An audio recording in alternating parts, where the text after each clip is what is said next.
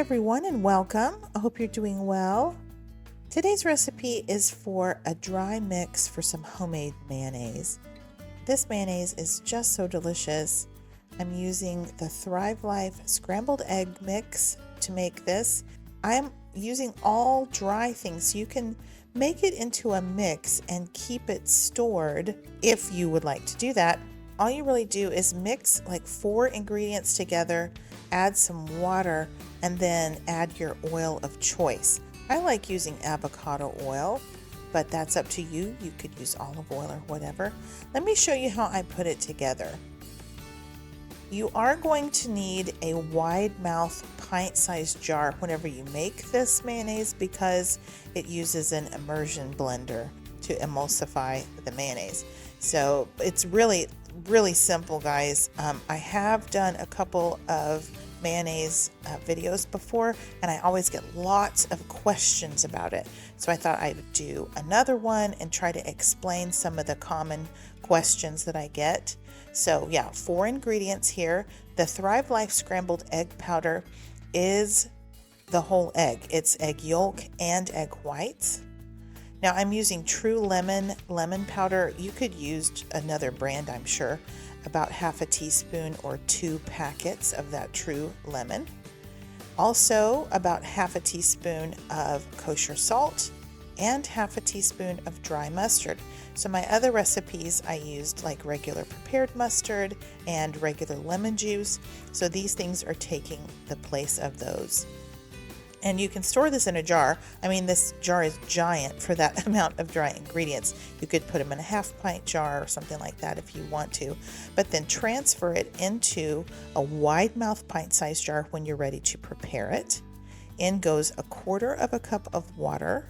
That's a little bit more water than I put in my other recipes, and that's to compensate for the lack of liquid because I'm not using regular lemon juice or regular prepared mustard. So it's a little bit more water. You do need to stir this very well. You don't want any clumps of egg in there.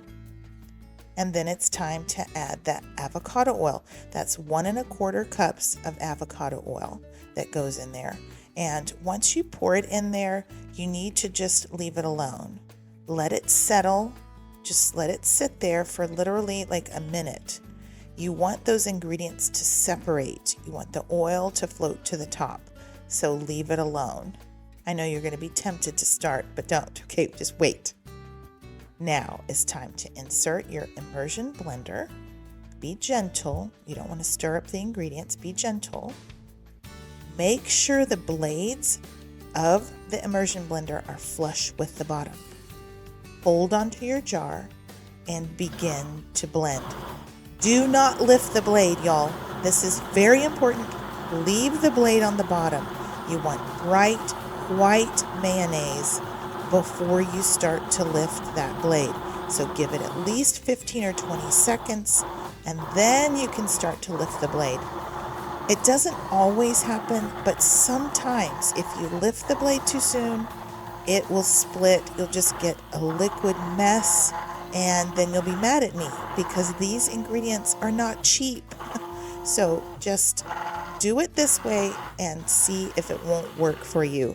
I have had success, I would say 95% of the time, and then every once in a while, it just won't emulsify.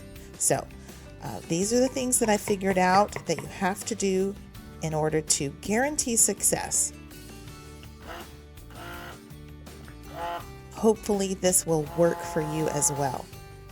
So it doesn't take but about 1 minute to make mayonnaise.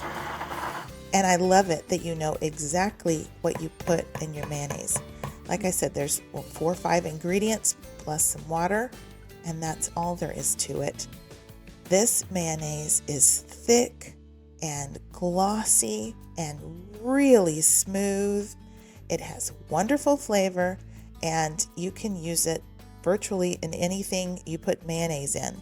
I typically make ranch dressing with our mayonnaise and then ranch dip because it just gets quite expensive to buy it all the time. And also, I don't love the ingredients that come in the Hellmann's mayonnaise. I love the taste of Hellmann's, but I don't love the ingredients. I love the ingredients of my homemade mayonnaise. I will link the video below where I made the mayonnaise out of just regular ingredients, not a dry mix, but regular mustard and lemon juice and that kind of thing. That's a great recipe as well. Now you will need to refrigerate this, of course, after you prepare it. I have kept mine in the refrigerator for at least 2 weeks, up to a month with no problem, but use your best judgment there. Okay guys, thanks so much for watching. Y'all have a blessed day, and until next time, y'all take care and keep thriving.